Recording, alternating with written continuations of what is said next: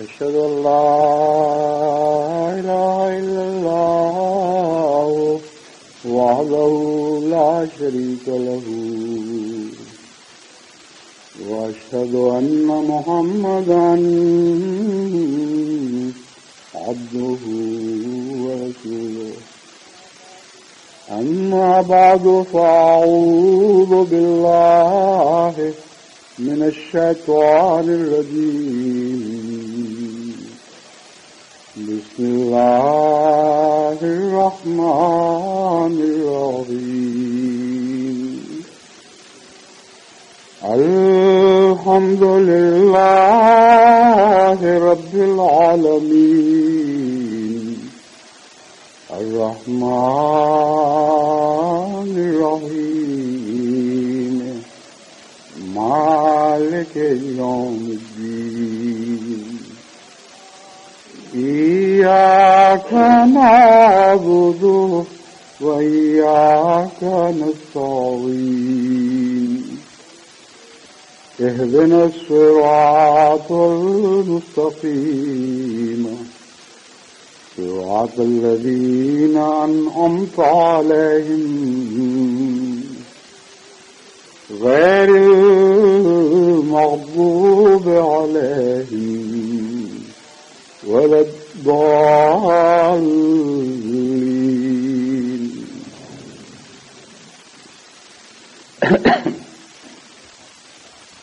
سورہ فاتحہ سے متعلق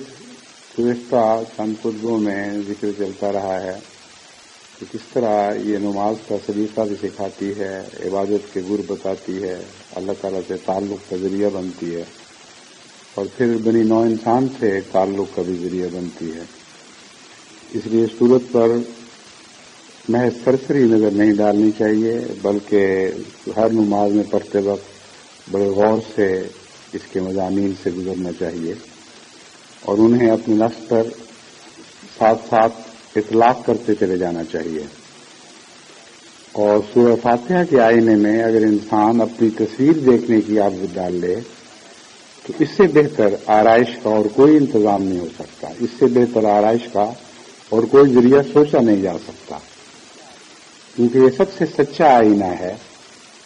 اس سے بہتر حق کے ساتھ یہ آپ کو آپ کی تصویر، اس سے بہتر حق کے ساتھ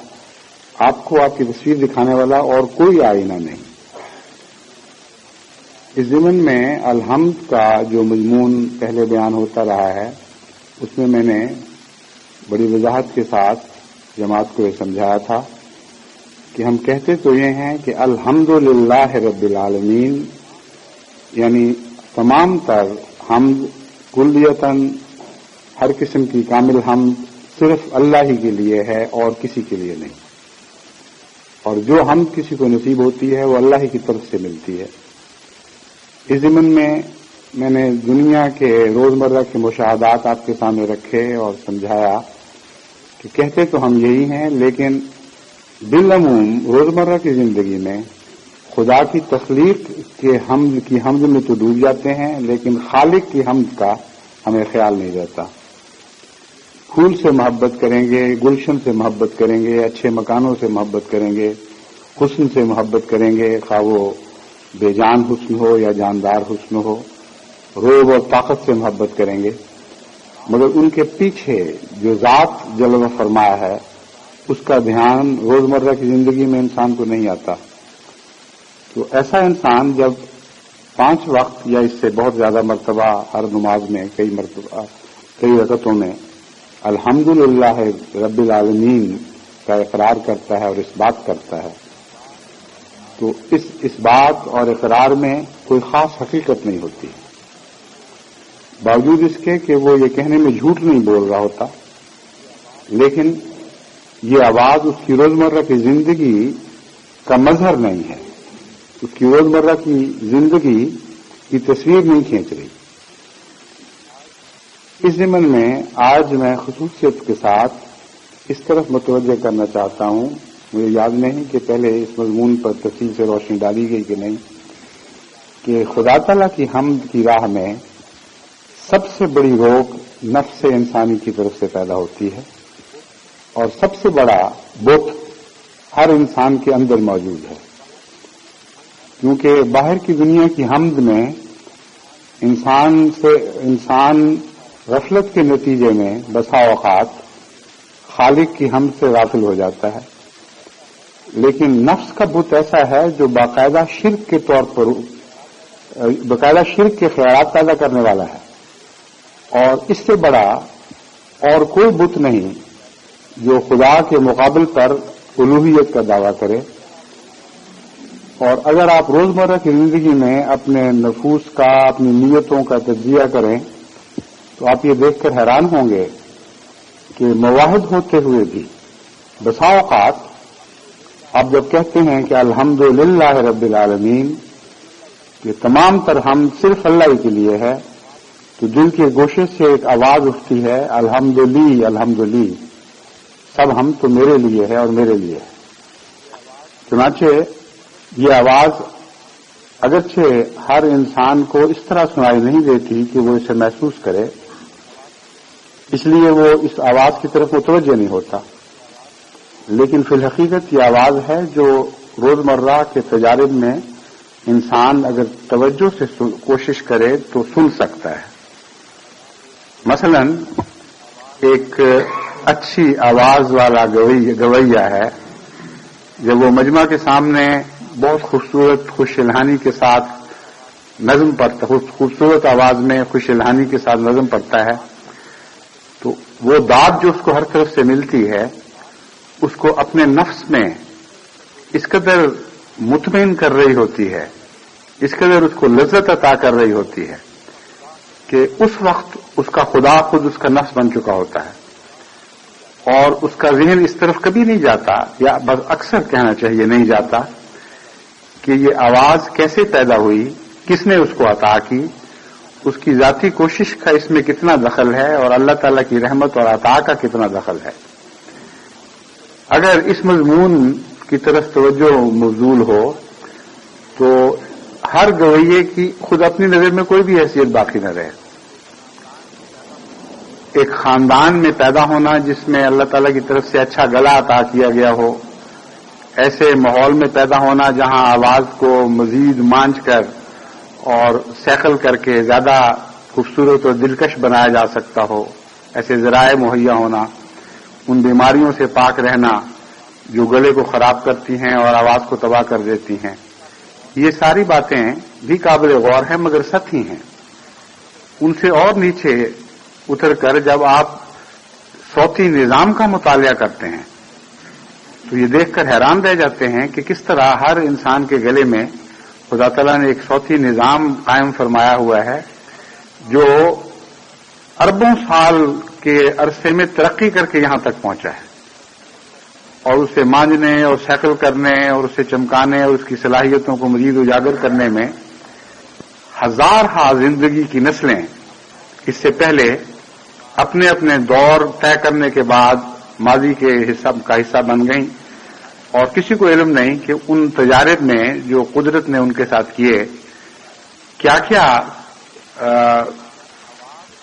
کاروائیاں آواز کے نظام کو مکمل کرنے کے لیے کی گئیں۔ جو جاندار ہمیں آج دکھائی دیتے ہیں ان کی زندگی کا آغاز سے لے کر اب تک کا مطالعہ بھی ہمیں بہت کچھ سبق دیتا ہے، اور انسان یہ دیکھ کر حیران رہ جاتا ہے کہ کس طرح آواز کا آغاز ہوا، حالانکہ اس سے پہلے یہ کائنات بالکل خاموش تھی، زندگی موجود تھی لیکن زندگی کا ایک جز زندگی کے دوسرے جز تک آواز کے ذریعے نہیں پہنچ سکتا تھا۔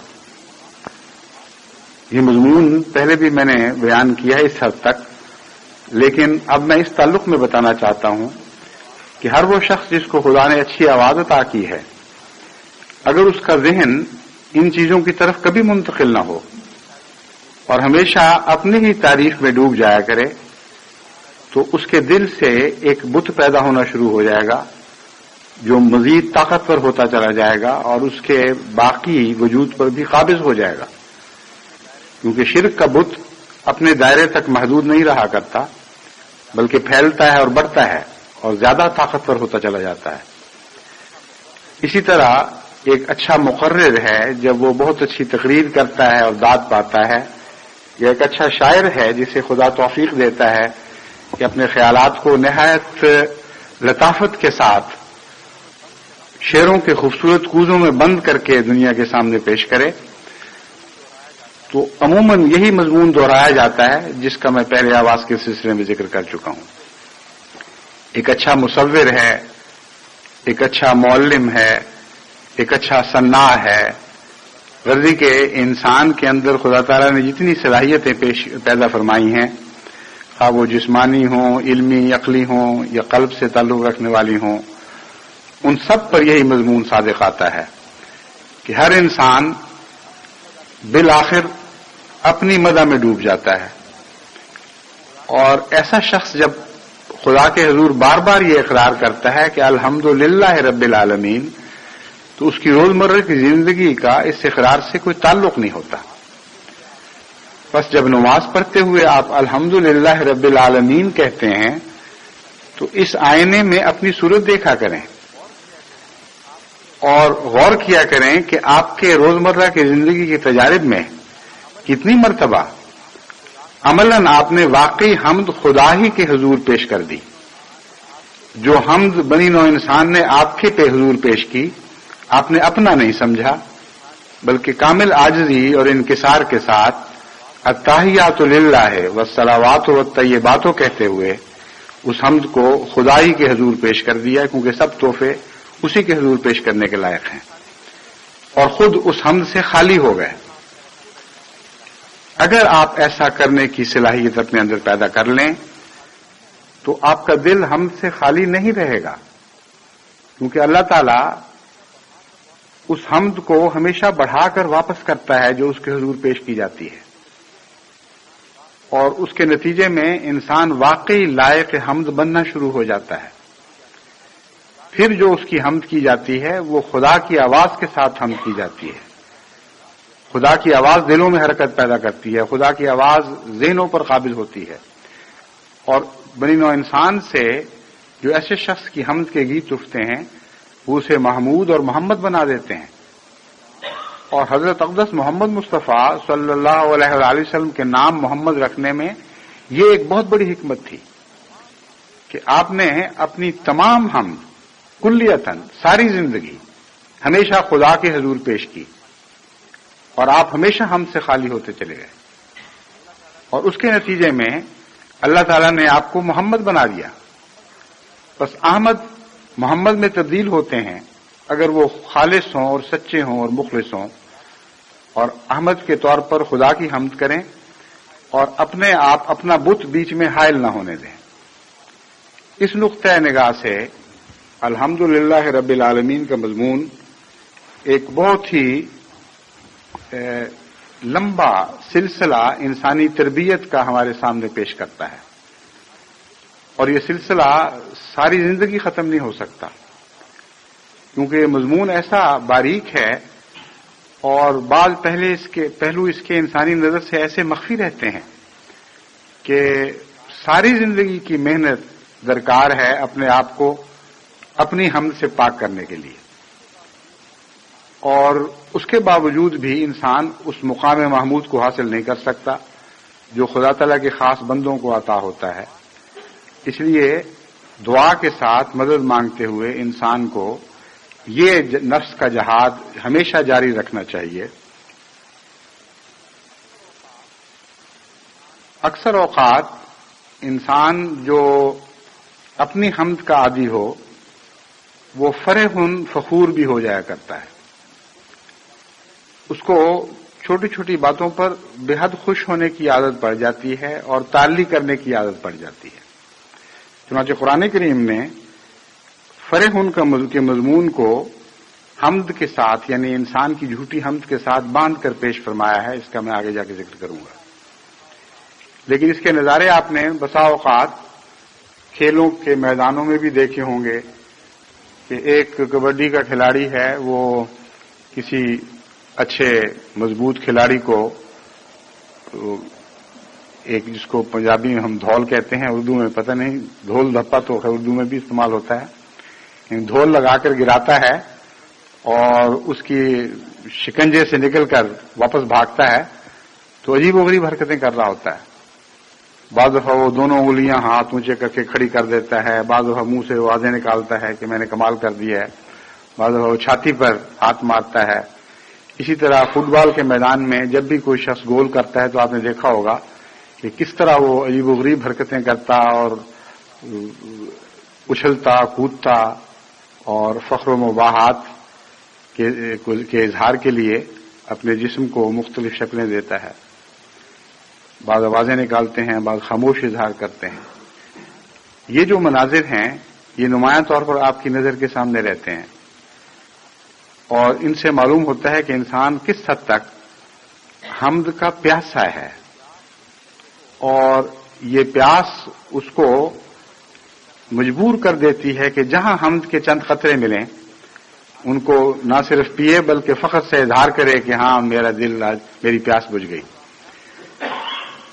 یہ واقعات روزمرہ کی زندگی میں ہم سے ہو رہے ہوتے ہیں. جب ہم دوسروں کو دیکھتے ہیں تو دکھائی دیتے ہیں، جب اپنے اوپر نظر ڈالتے ہیں تو دکھائی نہیں دیتے. بس اس لیے ضرورت ہے اس مضمون کو خوب کھول کر بیان کرنے کی کہ اپنے اندر حمد چاہنے کا جذبہ اس طرح دکھائی نہیں دے گا جیسے دوسرے کا حمد چاہنے کا جذبہ آپ کو دکھائی دیتا ہے. دوسرے کی تعلی پر آپ کو بعض دفعہ ہنسی بھی آ جاتی ہے، مگر یہ بھول جاتے ہیں کہ یہ تعلی آپ کا نفس روزانہ کرتا ہے اور کرتا چلا جاتا ہے اور کوئی آنکھ اس کو دیکھتی نہیں. قرآن کریم فرماتا ہے کہ جب یہ جذبہ آگے بڑھتا ہے تو پھر ایسی حمد کا بھی انسان طالب ہو جاتا ہے جو ظاہری طور پر بھی اس کو نہیں ملنی چاہیے. یعنی بعض حمد کے قصے تو ہیں جیسے میں نے بیان کیا ہے، اس نے ایک انسان نے اچھا کام ضرور کیا ہے، وہ اچھا کام خود اس کی ذاتی توفیق سے ایسا متعلق نہیں تھا جتنا اللہ تعالی کی بے انتہا عنایات سے تعلق رکھتا تھا. اس کا اس موقع پر اس بات کو بھلا دینا یا یہ اہلیت نہ رکھنا کہ اپنے اچھے فعل کے پیچھے خدا کے ہاتھ دیکھے اور خدا کی تخلیق کے انگنت کرشموں کا ملاحظہ کرے، کا نظارہ کرے، تو یہ چیز جو ہے یہ ایک حد تک سمجھنے کے لائق ہے اور سمجھانے کے لائق ہے. لیکن قرآن کریم فرماتا ہے کہ انسان صرف اسی بات پر نہیں راضی ہوتا، یہیں ٹھہر نہیں جاتا. فرمایا وَلَا تَحْسَبَنَّ الَّذِينَ يَفْرَحُونَ بِمَا أَتَوْا وَيُحِبُّونَ أَن يُحْمَدُوا بِمَا لَمْ يَفْعَلُوا فَلَا تَحْسَبَنَّهُم بِمَفَازَةٍ مِّنَ الْعَذَابِ وَلَهُمْ عَذَابٌ أَلِيمٌ. کہ تو ہرگز یہ گمان نہ کر کہ وہ لوگ جو چھوٹی چھوٹی باتوں پر اتراتے ہیں، جو کچھ گل وہ کھلاتے ہیں ان پر بڑا فخر محسوس کرتے ہیں. جو کوئی اچھا کام کیا یا کسی قسم کا بھی ایسا کام کیا جو کم سے کم اس کی نظر میں قابل تعریف ہو تو اس پر وہ چھوٹی چھوٹی باتوں پر اترانے لگ جاتے ہیں. وَيُحِبُّونَ أَن يُحْمَدُوا بِمَا لَمْ يَفْعَلُوا. اس کے ساتھ وہ اس بیماری میں بھی ضرور مبتلا ہوتے ہیں کہ جو وہ کام نہیں کرتے ان کے لیے بھی تعریف کے خواہاں ہو جاتے ہیں. اور جب یہ بیماری بڑھ کر اس مقام تک پہنچ جاتی ہے فَلَا تَحْسَبَنَّهُم بِمَفَازَةٍ مِّنَ الْعَذَابِ، پھر یقین رکھ کہ یہ لوگ عذاب سے محفوظ نہیں ہیں. وَلَهُمْ عَذَابٌ أَلِيمٌ، اور ان کو دردناک عذاب میں مبتلا کیا جائے گا. اس مضمون کا تعلق یقیناً آخرت سے ہے، لیکن یہ غلط ہے کہ اس دنیا سے نہیں، کیونکہ تعریف کی پیاس جب اس حد تک بڑھ جاتی ہے کہ انسان ان چیزوں پر بھی تعریف کی تمنا رکھنے لگ جاتا ہے، تعریف کروانے کے لیے اس کے دل میں پیاس لگ جاتی ہے جن چیزوں میں اس کا کوئی بھی حصہ نہیں ہوتا. یعنی کام کسی اور نے کیا اور تعریف اس نے اپنی کرنی شروع کروا دی. یہ بات بھی آپ روزمرہ کی زندگی میں ہر گھر میں مشاہدہ کر سکتے ہیں، ہر انتظام میں مشاہدہ کر سکتے ہیں، اور انسانی تعلقات میں اور قوموں کے تعلقات میں بھی آپ کو یہ بات دکھائی دے گی اگر آپ باریک نظر سے دیکھیں۔ اگر کسی نے کوئی اچھا کام کیا ہو اور بتایا نہ جائے گھر میں مثلا بچوں کے ساتھ گفتگو کرتے ہوئے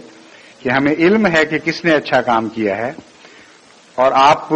اچانک پوچھیں کہ کس نے کیا ہے، تو بے اختیار کئی بچے ہاتھ اونچا کریں گے کہ ہاں ہم نے کیا ہے۔ اگر ان کو یہ یقین ہو جائے کہ پتہ نہیں لگے گا کہ کس نے کیا تھا،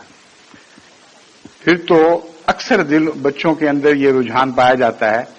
کہ وہ اس بات میں اپنی تعریف کروائیں جو بات انہوں نے نہیں کی، ان کے بھائی یا کسی بہن نے کی تھی، لیکن چونکہ تعریف ہو رہی ہے اس لیے وہ کہتے ہیں ہم نے کیا ہے۔ اور اگر یہ نہ کوئی کر سکے تو تعریف میں حصہ ڈالنے کی عادت تو اتنی پختہ ہے کہ وہ تو اس سے تو شاید ہی کوئی انسان بری ہو۔ اگر آپ کسی سے پوچھیں بہت اچھا کھانا پکایا ہے، کس نے پکایا ہے، تو اگر گھر کی مالکہ نے پکایا ہوگا تو وہ کہے گی میں نے پکایا ہے، کوئی دوسرا ساتھ بولے گا کہ مسالہ تو میں نے بتایا تھا،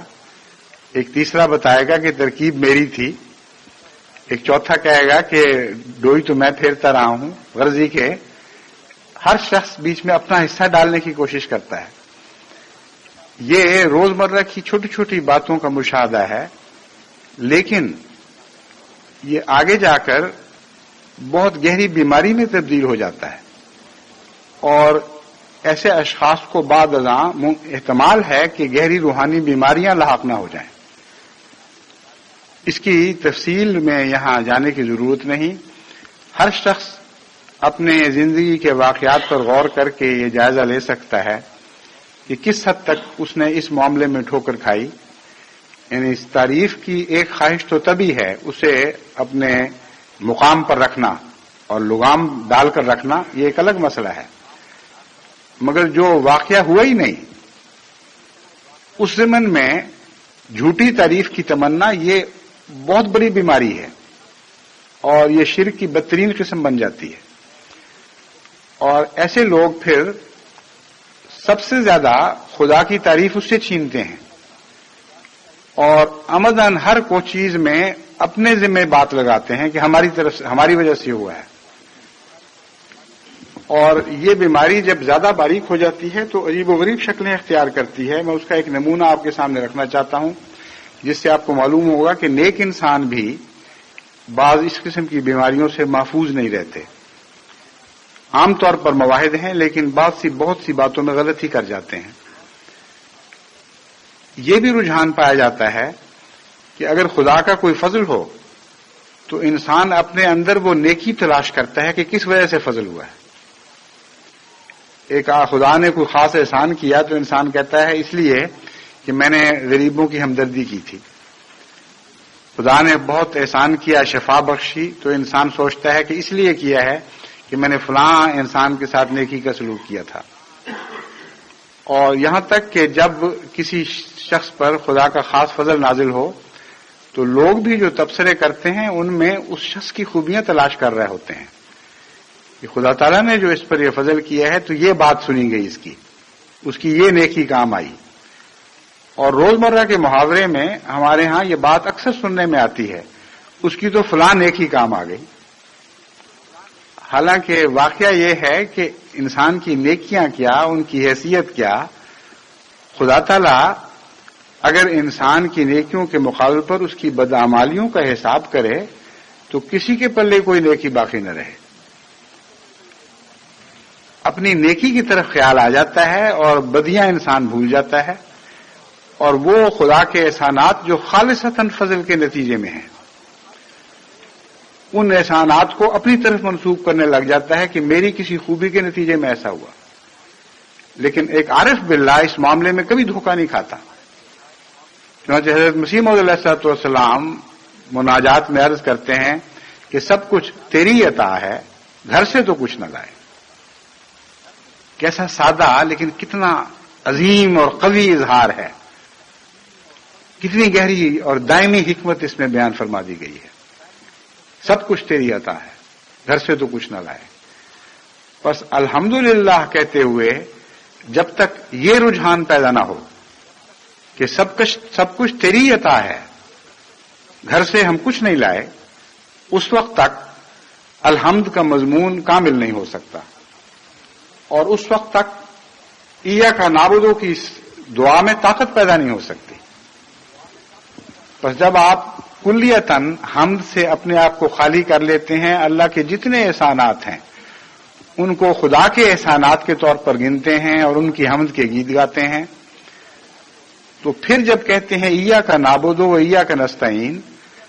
تو دل پوری سچائی کے ساتھ یہ عرض کرتا ہے خدا کے حضور، یہ اقرار کرتے ہوئے عرض کرتا ہے کہ ہم نے تو اپنی حمد سمجھی کچھ نہیں، اس لیے ہم اپنی عبادت نہیں کرتے. ہم نے تو کسی غیر کی کوئی حمد سمجھی ہی نہیں، اس لیے ہم کسی غیر کی عبادت نہیں کرتے. اور تو جانتا ہے اور تو دیکھ رہا ہے کہ جب تمام تر حمد ہم تیرے حضور پیش کر بیٹھے تو اب سوائے تیری عبادت کے ہمارے پاس کچھ نہیں رہا. ایسی صورت میں عبد عابد بن جاتا ہے اور ایک عام انسان نہیں رہتا. یوں تو ہر انسان خدا کا بندہ ہے، لیکن سورہ فاتحہ ایک عبد کو عابد میں تبدیل کرتی ہے. تب اس کا یہ حق ہے کہ وہ یہ عرض کرے ایاک نستعین، کہ سب کچھ تیرے خزانے میں جمع ہو گیا، ہمارے پاس تو راہ ہی کچھ نہیں، اس لیے ہم تجھ سے ہی مدد چاہتے ہیں، اور تیری مدد کے بغیر ہم کچھ بھی حاصل نہیں کر سکیں گے. اس نستعین میں بہت کچھ شامل ہے. اس نستعین کی دعا میں ہر دعا مانگی جا سکتی ہے، اور از خود اس دعا میں حمد کی طلب بھی شامل ہو جاتی ہے. چنانچہ جب انسان ان تمام مراحل سے گزرتا ہے، پھونک پھونک کر قدم رکھتے ہوئے گزرتا ہے، احتیاط کے ساتھ گزرتا ہے، شرک سے اپنے آپ کو کلیتاً پاک کر لیتا ہے، اور حقیقت میں اپنا مقام خدا کے حضور سمجھنے لگ جاتا ہے، اس وقت جب ایاک نستعین کہتا ہے تو اس کی کہی و ان کہی ساری دعائیں قبول ہوتی ہیں. اور اس کے بعد پھر جب کہتا ہے اہدنا الصراط المستقیم صراط الذین انعمت علیہم، تو پھر دعائیں ایک نئے مضمون میں داخل ہو جاتی ہیں. انعام والے مضامین ہیں جن کا کوئی سلسلہ، کوئی انتہا نہیں، جن کی کوئی حد نہیں ہے، اور ایک جاری سلسلہ ہے. اس ضمن میں یہ یاد رکھیں کہ انعمت علیہم کے مضمون میں ایک پوری تاریخ ہمارے سامنے رکھ دی گئی ہے. چونکہ اس سے پہلے اس بات پر میں گفتگو کر چکا ہوں، اس لیے مزید اسے نہیں چھیڑتا، لیکن انعمت کے 4 مراتب ہیں، اور سورہ فاتحہ میں ابتدا میں خدا کی 4 صفات پیش فرمائی گئی ہیں. ان 4 صفات سے جس انسان کا تعلق کامل ہو جائے گا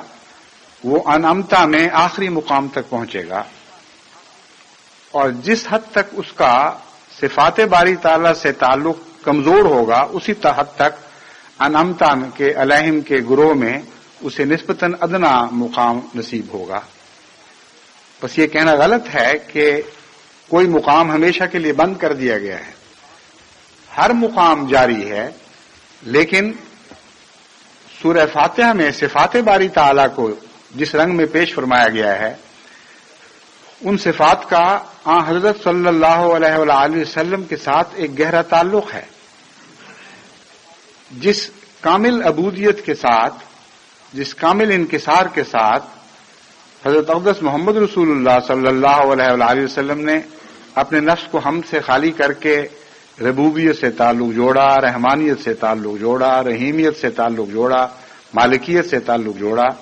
اس کے بعد یہ تعلقات کا معیار بہت بلند ہو چکا ہے. اس لیے آئندہ کے لیے خدا تعالیٰ نے یہ فرض کر دیا کہ من یطع اللہ والرسول فاولئک مع الذین انعم اللہ علیہم. اب ربوبیت، رحمانیت، رحیمیت اور مالکیت سے عام تعلق کام نہیں دے گا. جو اللہ اور اس رسول کی اطاعت کرے گا اور ان اداؤں کے ساتھ خدا سے تعلق باندھے گا، جن اداؤں کے ساتھ محمد رسول اللہ صلی اللہ علیہ وآلہ وسلم نے اپنے رب سے تعلق جوڑا ہے، اس کے لیے انعامات کے سب دروازے کھلے ہیں. اور چونکہ یہ مضمون مشکل ہو گیا ہے اور بلند تر ہو گیا ہے، اور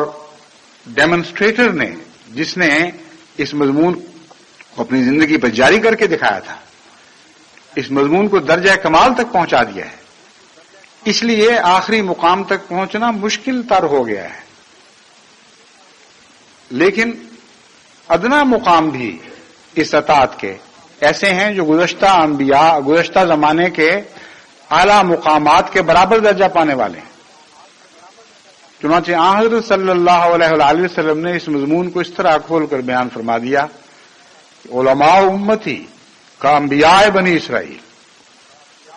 علماء تو نبی نہیں ہیں،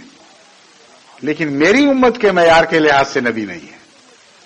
جہاں تک گزشتہ امتوں کا تعلق ہے، ان کے نبیوں کے برابر تو میری امت میں تمہیں بہت سے علماء اور ولی اور بزرگ ملیں گے. بس یہ وہ مضمون ہے جس کے پیش نظر انعمت علیہم نے ایک ایسا وسیع دروازہ کھولا ہے اور ایک ایسے راستے پر ہمیں جاری کرنے کی جاری قدم بڑھانے کی دعوت دی ہے جو لامتناہی ہے. اور تمام انبیاء کی گزشتہ تاریخ ہمارے سامنے وہ اکٹھی صورت میں پیش کر دیتا ہے. گویا اس راستے پر مختلف جھنڈے لگے ہوئے ہیں دور تک، اور سب سے آخر پر مقام محمدیت کا جھنڈا ہے، اور مسلسل یہ صلاح عام دے رہا ہے کہ آنا ہے تو یہاں تک آؤ، اور اس سے پہلے رکنے کی کوشش نہ کرو، اس سے پہلے کی تھکن تمہیں مغلوب نہ کر دے. بس اس سفر میں جس مقام پر بھی انسان دم دے وہی مقام انعمت علیہم کا مقام ہے، اور بہت ہی بڑا خوش نصیب ہے جسے محمد رسول اللہ علیہ وسلم کے قدموں تک پہنچنے کی سعادت نصیب ہو جائے. اس کے بعد مغضوب علیہم والضالین کا مضمون شروع ہوتا ہے، اور وہاں بھی یہ بات یاد رکھنے کے لائق ہے کہ مغضوب علیہم کی تشریح میں اگرچہ ہم یہ کہتے ہیں کہ یہود مراد ہیں، اور ضالین کی تشریح میں اگرچہ ہم یہ کہتے ہیں کہ عیسائی مراد ہیں، مگر اللہ کی یہ شان ہے اور سورہ فاتحہ کی فصاحت و بلاغت ہے کہ کسی قوم، کسی مذہب کا نام نہیں لیا. مضمون صرف یہ بیان فرمایا گیا کہ خدا کی مذکورہ 4 بنیادی صفات سے جو شخص کلیتاً تعلق کاٹ لے گا یا اس حد تک کاٹ لے گا کہ خدا کی رحمت سے وہ کاٹا جائے، اسے مغضوب علیہم شمار کیا جائے گا. اور جو شخص کچھ تعلق برقرار رکھے گا لیکن ٹیڑھے رنگ میں اور کجی کے ساتھ، اس کو ضالین کے زمرے میں شمار کیا جائے گا. اس مضمون پر آپ غور کریں تو بہت ہی وسیع تاریخی مطالعہ ہے جو آپ کے سامنے کھلتا ہے. وہ قومیں جو مغضوب ہوئیں، قرآن کریم نے خود بیان فرمایا کہ کیوں مغضوب ہوئیں، کس کس طرح کس کس جگہ انہوں نے خدا کی بنیادی صفات سے اپنا تعلق توڑا، اور بار بار توڑا، ایک دفعہ نہیں. اور کتنے لمبے عفو کے بعد، کتنے لمبے حلم کے بعد بالآخر اللہ تعالیٰ نے انہیں مغضوب قرار دیا. تو اس میں اس مطالعہ سے آپ کو معلوم ہوگا کہ کن چیزوں سے بچنا ہے، اور یہ بھی معلوم ہوگا کہ چھوٹی چھوٹی باتوں پر مایوس ہونے کی ضرورت نہیں ہے. کوشش فرض ہے. اگر ایک ٹھوکر کھاتے ہیں تو تب بھی اگرچہ خطرے کا مقام ہے، لیکن آخری طور پر آپ کو خدا تعالیٰ کی طرف سے ہمیشہ کے لیے مردود نہیں قرار دے دیا گیا. خدا تعالیٰ نے قوموں کو ایک لمبے عرصے کے بعد، جو 1000 سال سے زائد عرصے پر پھیلا پڑا ہے، ان کو مغضوب قرار دیا ان کی بار بار کی غلطیوں کے نتیجے میں اور غلطیوں پر اصرار کے نتیجے میں. بس اس سے جو تصویر ابھرتی ہے وہ یہ ہے کہ آخری سانس تک جینے کی امید تو ہے، لیکن اگر غلطیاں کرتے ہوئے ہم مارے گئے تو ہم مغلوب کی حالت میں مارے جائیں گے. بس ایک طرف تو یہ امید کا پیغام بھی ہے اور دوسری طرف ایک عبرت کا پیغام بھی ہے. اور یاد رکھنے کے لائق بات یہ ہے کہ یہود کو نام سورہ فاتحہ میں کیوں نہیں لیا گیا؟ اس لیے کہ قرآن کریم یہ اعلان کرتا ہے کہ من حیث القوم مغضوب ہونے کے باوجود ان کے اندر آج بھی نیک لوگ موجود ہیں، آج بھی حق پرست لوگ موجود ہیں، آج بھی مواحد موجود ہیں، آج بھی خدا سے محبت کرنے والے موجود ہیں۔ اگر انہیں اسلام کا صحیح پیغام پہنچتا یا محمد رسول اللہ صلی اللہ علیہ وسلم کے حسن سے ان کی شناسائی ہوتی تو وہ ضرور اسلام قبول کر لیتے اور محمد رسول اللہ صلی اللہ علیہ وسلم کے غلاموں میں شامل ہو جاتے، مگر اپنے اپنے ماحول میں کٹے ہوئے خدا کی عبادت کرتے ہیں، اس سے پیار کرتے ہیں، اس پر یقین رکھتے ہیں، اس کے لیے قربانیاں دیتے ہیں۔ بس دیکھیے سورہ فاتحہ نے کس حد تک عدل کا حق ادا فرمایا ہے۔ مغضوب کی تاریخ بھی ہمارے سامنے کھول کے رکھ دی، لیکن ساتھ یہ بھی متنبع کر دیا کہ کسی ایک قوم کو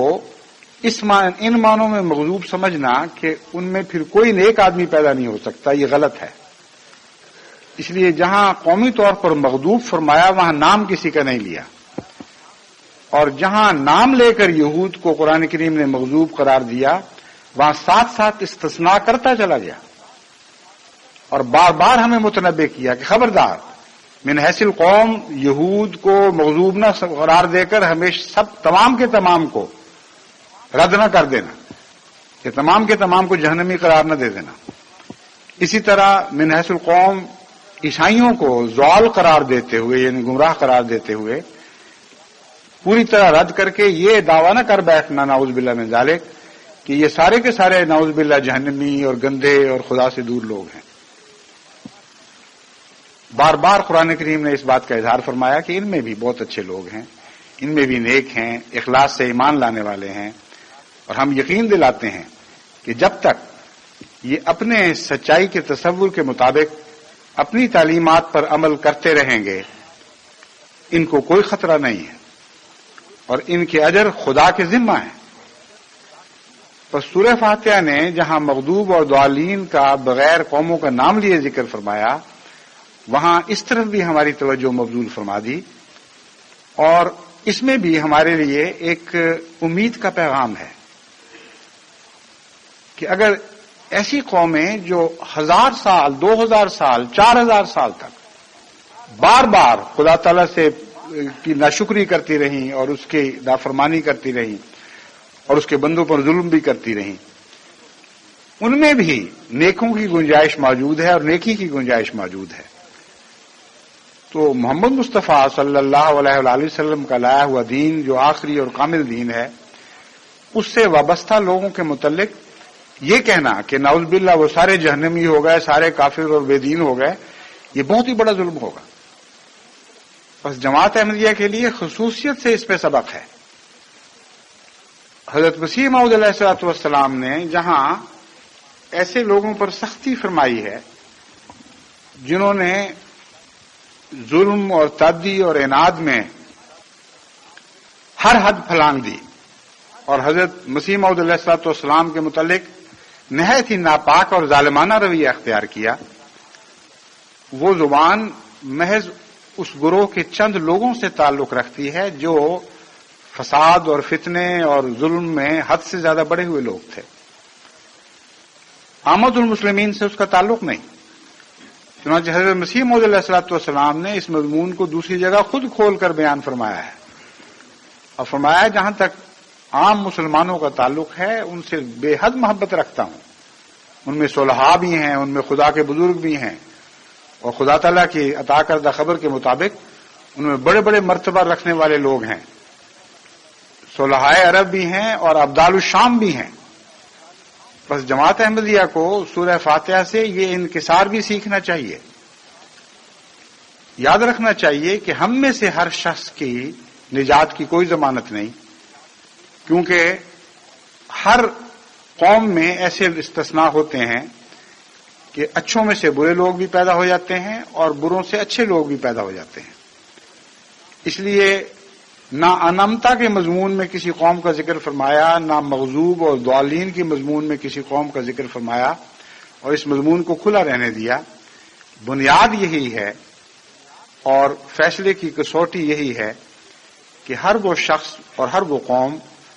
جو خدا تعالیٰ کی ان 4 صفات سے گہرا تعلق جوڑتی ہے اور اپنے آپ کو دوئی کی ملونی سے پاک کرتی ہے،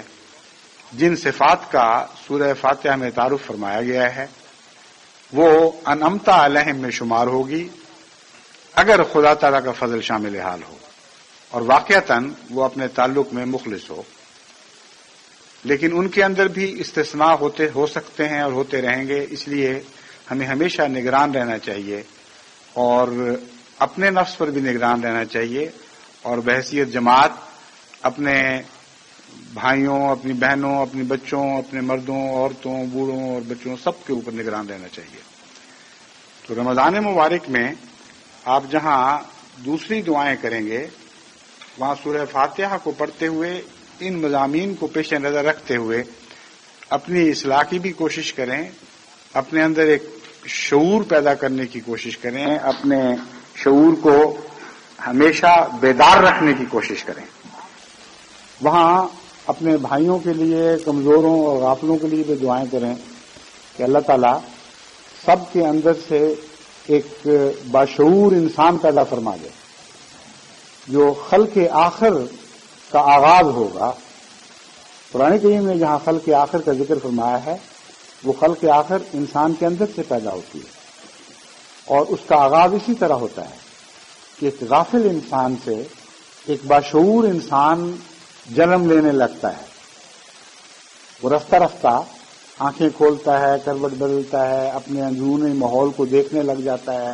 اس کے اندھیرے چھٹنے لگتے ہیں، آنکھیں ملتا ہے تو اور زیادہ روشنی دکھائی دیتی ہے۔ رفتہ رفتہ وہ اپنے نفس کا شعور ہے جو عرفان باللہ میں منتقل ہو جاتا ہے، اور انسان کے اندر سے ایک خلق آخر ظاہر ہوتی ہے۔ بس اس رمضان میں خصوصیت کے ساتھ بنی نوع انسان اپنے لیے یہ دعائیں کریں اور بنی نوع انسان کے لیے بھی یہ دعائیں کریں کہ وہ دعوے تو بہت کرتے ہیں، ان کو بھی خدا تعالیٰ کوئی شعور تو عطا کرے۔ میں نے پچھلے جو گلف سے متعلق خطبات تھے ان میں بڑے درد کے ساتھ بعض آنے والے خطرات کی نشاندہی کی تھی۔ ان میں ایک یہ تھا کہ مڈل ایسٹ سے، شرق اوسط سے امن ہمیشہ کے لیے اٹھتا ہوا دکھائی دے رہا ہے، اور جن خطرات کا اظہار کیا تھا وہ ابھی جیسے کہتے ہیں سیاہی گیلی ہی ہو ابھی تو بات ظاہر ہونے لگ جائے، سیاہی سوکھی بھی نہ ہو، ویسے ہی کیفیت ہوئی ہے۔ شام کے اوپر اسرائیل نے جنگ ختم ہوتے ہی یہ الزام لگانا شروع کر دیا کہ اب عراق سے خطرہ تو نہیں رہا مگر شام سے ہمیں خطرہ شروع ہو گیا ہے، اور وہی باتیں جو پہلے عراق کے متعلق کہی جاتی تھی اب شام کے متعلق کہی جانے لگی۔ پھر وہ خطرے جو کہے تھے کہ جو میں نے پیش کیے تھے، یہ تو نہیں کہ نعوذ باللہ من ذالک میں نے خود غیب کی خبریں بنائی تھیں، مگر ہر انسان حالات کا جائزہ لے کر اندازے لگاتا ہے۔ بس میں نے بھی جہاں تک ان قوموں کے مزاج کو سمجھا کچھ اندازے لگائے، اور میرا اندازہ یہ تھا کہ عراق کو ٹکڑے ٹکڑے کیا جائے گا، اور بعض دوسری قوموں سے اندر کھاتے مخفی طور پر ہو سکتا ہے سمجھوتے ہو گئے ہوں کہ تم فلاں حصے پہ قبضہ کر لینا، تم فلاں حصے پہ قبضہ کر لینا۔ بس عراق میں جو بغاوت ہو رہی ہے یہ کہا جاتا ہے کہ اس کا دوسری قوموں سے کوئی تعلق نہیں، مگر جو لوگ بھی اس صدی کی تاریخ سے واقف ہیں وہ اچھی طرح جانتے ہیں کہ جہاں جہاں بغاوتیں ہوئی ہیں وہاں ضرور دوسری قوموں کا تعلق ہوتا ہے۔ آج کے زمانے میں طاقتور منظم فوجوں سے لڑنے کی عوام الناس میں طاقت ہی نہیں ہے۔ جب تک باہر سے امداد نہ ہو، جب تک باہر سے شہ نہ ملے، یہ ہو ہی نہیں سکتا کہ کسی ملک میں واقعتاً منظم بغاوت ہو جائے۔ چنانچہ افغانستان میں جو کچھ ہوا آپ جانتے ہیں، اگر امریکہ اپنا ہاتھ کھینچ لیتا مجاہدین کی مدد سے تو وہاں جو کچھ آپ نے دیکھا ہے وہ ممکن ہی نہیں تھا، ہو ہی نہیں سکتا تھا۔ اگر ویتنام میں روس ویتنامیوں کی امداد سے ہاتھ کھینچ لیتا تو امریکہ کو جو بالآخر عبرتناک شکست ہوئی وہ ممکن نہیں تھی۔ 11 سال غالباً 8.5 سال کا عرصہ ہے جو انہوں نے وہاں بہت ہی دردناک جنگ کی شکل میں جنگ کی حالت میں گزارا ہے،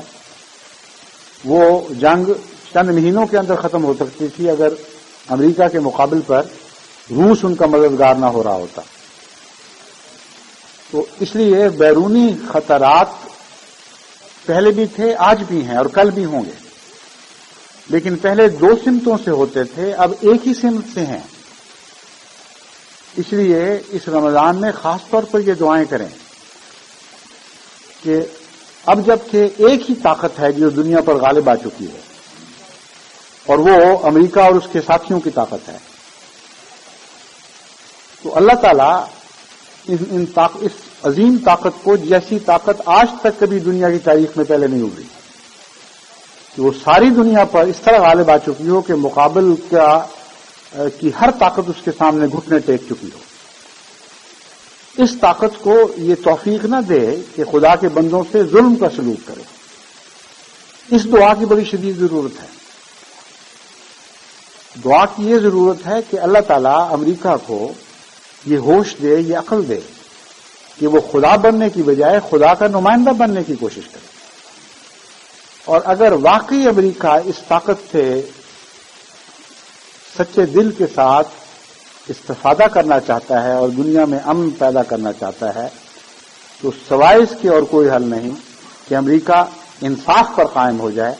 کیونکہ عدل کے بغیر دنیا میں کوئی امن قائم نہیں ہو سکتا، اور جو شخص عدل پر قائم ہو وہ خدا نہیں ہو سکتا، خدا کا نمائندہ ہو سکتا ہے، خدا نہیں ہو سکتا، کیونکہ یہ ایک گہرا راز ہے کہ عدل کے فقدان سے شرک پیدا ہوتا ہے۔ خدا کے عادل بندے مشرک نہیں ہو سکتے، اس لیے خدا کے عادل بندے خدائی کے دعوے بھی نہیں کر سکتے۔ بس امریکہ کے لیے یہ دعا کرنی چاہیے کہ تاریخ میں کبھی کسی قوم کو ایسا موقع نصیب نہیں ہوا جیسا کہ امریکہ کو نصیب ہوا ہے کہ تمام دنیا کو اپنی طاقت کے زور سے عدل سے بھر دے اور عدل کے نتیجے میں دنیا کو انصاف عطا کرے، اور یہ خدا اس کو توفیق نہ دے کہ اس کے برعکس خود خدائی کا دعوے دار بن جائے اور زور اور طاقت کے ساتھ اور جنبے داریوں کے نتیجے میں اور سیاسی چال بازیوں کے نتیجے میں دنیا سے اپنی طاقت کا لوہا منوانے کی کوشش کرے۔ اگر امریکہ نے ایسا کیا تو جیسا کہ میں پہلے بیان کر چکا ہوں، اللہ تعالیٰ کی قوموں کو کچھ مہلت تو دیتا ہے لیکن لمبی مہلت نہیں دیا کرتا، اور تو خدا کی تقدیر ان کو پکڑا کرتی ہے۔ اس کے مقابل پر تیسری دنیا کی قوموں کے لیے بہت بڑے ہولناک دن آنے والے ہیں، وہ نہتے ہو چکے ہیں، ان کے سروں کی چھت اڑ گئی، کوئی ان کا دنیا کا سہارا نہیں رہا۔ اس لیے ان کے لیے دعا کریں کہ وہ نیلی چھت والے سے تعلق پیدا کریں، اس خدا سے تعلق پیدا کریں جس کی چھت ساری کائنات پر محیط ہے، اور اس کے نتیجے میں اللہ تعالیٰ انہیں ابتلاؤں سے بچائے گا، اور یہ بھی ممکن نہیں جب تک وہ خود عدل پر قائم نہ ہو، کیونکہ غیر عادل کا خدا سے کوئی تعلق نہیں ہوا کرتا۔ یہ خیال غلط ہے کہ صرف امیر اور طاقتور ظالم ہوا کرتا ہے، یہ راز سمجھنے والا راز ہے، اور اس کو خوب اچھی طرح ذہن نشین کر لینا چاہیے کہ غریب اور کمزور بھی ظالم ہو جایا کرتا ہے، صرف فرق یہ ہے کہ اسے اپنے ظلم کی توفیق نہیں ملتی یا کم ملتی ہے۔ بس ظالم ہونا یا نہ ظالم ہونا انسان کے اندرونی رجحانات سے تعلق رکھنے والی باتیں ہیں۔ میں نے تو جہاں تک نظر ڈالی ہے، تیسری دنیا میں بھی اکثر ممالک ایسے ہیں جب بھی انہیں توفیق ملی ہے انہوں نے ظلم سے کام لیا ہے۔ وہی صدام حسین جن کے عراق پر یک طرفہ ظالمانہ بمباری کے نتیجے میں تمام مسلمانوں کے دل خون ہو رہے تھے اور سخت اذیت میں مبتلا تھے، اب اندرونی طور پر ان کو چھٹی ملی ہے کہ جبر کے ساتھ بغاوتوں کو ناکام کر دیں اور ملیمیٹ کر دیں، تو اس جبر سے آگے بڑھ رہے ہیں جس جبر کی انسان کو خدا تعالیٰ کا خوف اجازت دیتا ہے۔ ایک جبر کے مقابل پر جبر ہے جس کی قرآن کریم نے اجازت دی ہے، اور خدا کے خوف کی راہ میں یہ بات مانے نہیں ہے، لیکن ولا تعتدوا کس شرط کے ساتھ، ہرگز تمہیں مقابل پر زیادتی نہیں کرنی۔ انتقام اس رنگ میں نہیں لینا کہ جتنا تم پر ظلم ہو رہا ہے اس سے زیادہ ظلم کرو یا انسانی قدروں کو پامال کرتے ہوئے ظلم شروع کر دو. بس کردوں کے مقابل پر یہ ظلم ہو رہا ہو یا شیعوں کے مقابل پر ظلم ہو رہا ہو، جو بھی شکل ہے، ہر قوم کا یہ بنیادی حق ہے کہ وہ باغیوں کا سر کچلے، لیکن یہ حق نہیں کہ ان کو آگ کا عذاب دے کے مارے، جیسا کہ امریکہ نے نیپام بم کے ذریعے عراقی فوجیوں پر ظلم کیے تھے، یا گیس سے مارے یا تیزاب برسا کے مارے. اگر یہ باتیں سچی ہیں جو بیان کی جا رہی ہیں تو پتہ یہ لگا کہ پھر ادھر بھی ظلم تھا اور ادھر بھی ظلم ہے. پھر ہماری یہ دعا جس کی میں نے تلقین کی تھی کہ اللہ حق کو فتح دے، یہ کس کھاتے میں جائے گی؟ حق تو پھر صرف اتنا سا باقی رہ گیا تھا کہ کویت پر ان کا حملہ ناجائز تھا اور ان کو کویت خالی کر دینا چاہیے تھا. تو کویت کے انخلا کی حد تک تو ہماری دعا حق والی قبول ہو گئی. اس کے بعد اگر حق ایک طرف ہو ہی نہ، دونوں طرف ہی ظلم شامل ہو جائے تو یہ دعا کسی کے کھاتے میں بھی نہیں جا سکتی، کسی کے حق میں بھی نہیں مقبول ہو سکتی. بس یہ دعا کریں کہ اللہ تعالیٰ لوگوں کو حق نصیب کرے. اس وقت تو یہ زمانہ آ گیا ہے کہ انسان کنگال ہوا بیٹھا ہے، اخلاق سے عاری ہو گیا ہے، حق سے عاری ہو گیا ہے. غریب قومیں اگر دوسری ہمسایہ قوموں پر ظلم نہیں کرتی تو اپنے غریب باشندوں پر، اپنے ملک کے باشندوں پر ظلم کرتی ہیں. ہر طاقتور کمزور پر ظلم کر رہا ہے. ایسی افراتفری کے زمانے میں جبکہ طاقت کو گویا کہ یہ اختیار ہے کہ ہر قسم کے ظلم و ستم بجا لائے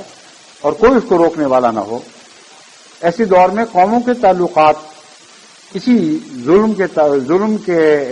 رشتے پر ہی قائم ہوتے ہیں. تو آج امریکہ کو جہاں خدا نے یہ توفیق بخشی ہے کہ اب اس کا مقابل پر اس کا کوئی رقیب نہیں رہا. پہلے اگر مجبوریاں بھی تھیں تو اب مجبوریاں نہیں رہیں. اس وجہ سے خدا نے اسے توفیق بخشی ہے کہ وہ بے دھڑک ہو کر دنیا میں انصاف قائم کرنے کی کوشش کرے. تو یہ موقع پھر کبھی شاید ہاتھ نہ آئے. آج اگر پہلے قدم غلط اٹھ گئے تو پھر دوبارہ ان غلط فیصلوں کی درستی ممکن نہیں رہے گی. اس لیے میں جماعت کو خصوصی سے دعا کی طرف متوجہ کرتا ہوں کہ اللہ تعالیٰ ہی ہے جو امریکہ کی قوم کو اس عظیم تاریخی سعادت حاصل کرنے کے بعد کہ وہ دنیا کی سب سے بڑی طاقتور قوم بن کے ابھری ہے، یہ سعادت عطا کرے کہ اس طاقت کو بنی نوع انسان اور خود اپنے عاقبت کے خلاف استعمال نہ کرے بلکہ انصاف قائم کرنے کی کوشش کرے. اللہ تعالیٰ اس کے نتیجے میں اس طاقت کو لمبا کر دے گا اور سینکڑوں سال تک دنیا کو امن نصیب رہے گا. لیکن آثار ایسے ظاہر ہو رہے ہیں جن سے مجھے خطرہ ہے کہ شاید یہ نہ ہو سکے. بس دوسری صورت میں تیسری دنیا کے لیے دعا کریں، کمزور ملکوں کے لیے دعا کریں کہ اللہ تعالیٰ ان کے دل میں انصاف پیدا کرے، ان کے دل میں رحم پیدا کرے، ان کو اپنی اخلاقی تعمیر نو کی توفیق بخشے. کیونکہ طاقتور قوم کا طاقت سے مقابلہ نہیں ہو سکتا، لیکن طاقتور قوموں کا اعلی اخلاق کے ساتھ ضرور مقابلہ ہو سکتا ہے. یہ راز ہے جو قرآن کریم نے ہمیں سمجھایا ہے. بس اگر کوئی قوم اخلاقی لحاظ سے مضبوط ہو جائے اور اپنے نوک پلس درست کر لے اور اپنے اندر توازن پیدا کر لے اور حرص و ہوا سے باز آ جائے اور قناعت کی زندگی بسر کرنا سیکھ جائے اور غربت میں ہی اپنی غریبانہ جنت بنانے کی اہلیت پیدا کر لے، تو ایسی قوم پر کوئی دنیا کی طاقت حکومت نہیں کر سکتی. اعلی اخلاق سے بڑھ کر انسان کا کوئی دفاع نہیں. بس دنیا کے تیسری دنیا کے ملکوں کو میں بار بار یہ نصیحت کرتا ہوں کہ اپنی اندرونی اصلاح کریں، اپنے اخلاق درست کریں، اپنے اندرونی تعلقات کو درست کریں، انکسار پیدا کریں، اور فی الحال غیر قوموں پر انحصار کو اگر فوری طور پر ترک نہیں کر سکتے تو کم سے کم یہ منصوبہ بنائیں کہ جتنی جلد ہو سکے گی آپ غیر قوموں پر انحصار سے توبہ کریں گے اور خودداری کی زندگی بسر کریں گے، خواہ غریبانہ ہو. اگر یہ نصیحت تیسری دنیا نے مان لی اور جماعت نے دعائیں کی اور وہ مقبول ہوئیں، اور آہستہ آہستہ اگر سب نے نہیں تو آہستہ آہستہ بعض ملکوں نے ان پر عمل کرنا شروع کر دیا، تو پھر ہم یہ یقین کر سکیں گے کہ اگر طاقتوروں نے غلطی کی تو پھر بھی اتنا بڑا نقصان اس کا بنی نوع انسان کو نہیں پہنچے گا، کیونکہ کمزور اپنی اصلاح کے ذریعے ان غلطیوں کے زد سے بچتے چلے جائیں گے اور اپنا دفاع وہ خود تیار کر لیں گے۔ اگر یہ نہ ہوا تو آپ دیکھیں گے کہ جگہ جگہ جنگیں ہوں گی، غریب قوموں سے لڑیں گی، امیر قوموں سے ہتھیار خریدیں گی اور اپنے غرباء کا خون چوس کر اپنے ساتھی غرباء کا خون بہانے کے انتظامات کرے گی۔ یہ خلاصہ ہے اس دنیا کا، بڑا مکروہ خلاصہ ہے، لیکن امر واقعہ یہ ہے کہ جب اخلاق سے عاری ہو کر سیاست پر نظر کی جاتی ہے تو اس کے سوا اور کوئی خلاصہ نہیں نکل سکتا۔ بس اپنے اس رمضان میں خاص طور پر دعائیں کریں کہ اللہ تعالیٰ بڑی نوع انسان کو عقل اور تقوی اور انصاف عطا کرے، اور جماعت احمدیہ کو یہ توفیق بخشے کہ انتہائی کمزور ہونے کے باوجود اپنی دعاؤں کے ذریعے اس دور میں سب سے زیادہ اہم تاریخی کردار ادا کرے۔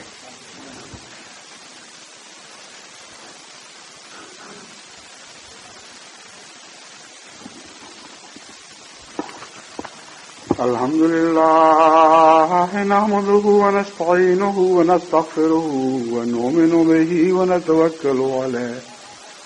ونعوذ بالله من شرور أنفسنا ومن سيئات أعمالنا من يهده الله فلا مضل له ومن يضلله فلا هادي له ونشهد أن لا إله إلا الله وحده لا شريك له ونشهد أن محمدا عبده ورسوله عباد الله رحمكم الله إن الله يأمر بالعدل والإحسان وإيتاء ذي القربى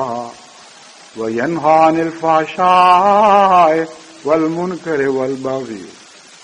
يعظكم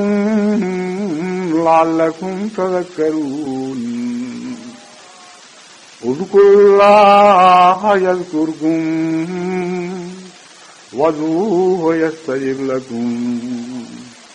ولذكر الله أكبر